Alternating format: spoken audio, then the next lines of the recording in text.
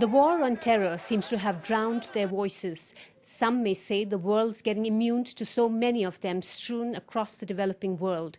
The number of refugees living in these makeshift conditions in Pakistan is growing. More than 2 million civilians have fled their homes in the Swat Valley. About 70,000 women are pregnant. So imagine that, the 70,000 women will be giving a birth to the child. And right now the situation is so chaotic because they don't know what time they have to go back to their homes, and they don't know, how they're going to be living it.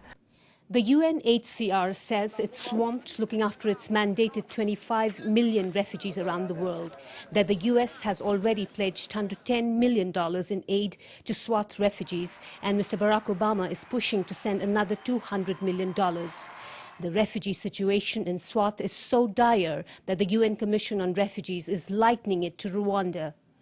And I was just wondering, you were talking... So a world away, these Canadians with roots in Pakistan have decided to take up the gauntlet. They're discussing minute details of a fundraiser here in Edmonton for Friday, the 3rd of July. Right now, the difficulty which we are facing, or the people on ground facing, is that the weather conditions are really very, very harsh.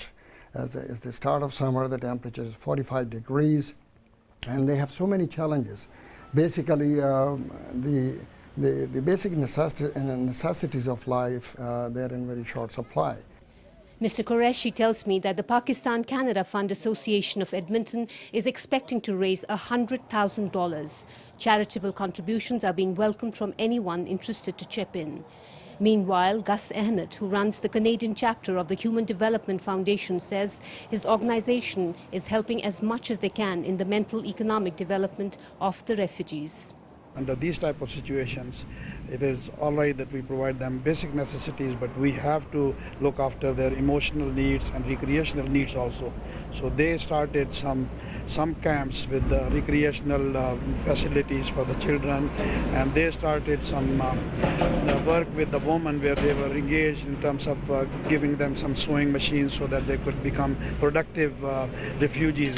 As the tents keep coming up, the million-dollar question is the fate of these, the displaced in their own homeland. It's inextricably linked to the length of the war on terror and to the aid the world gives them. Sunita Kaul, Omni News, Edmonton.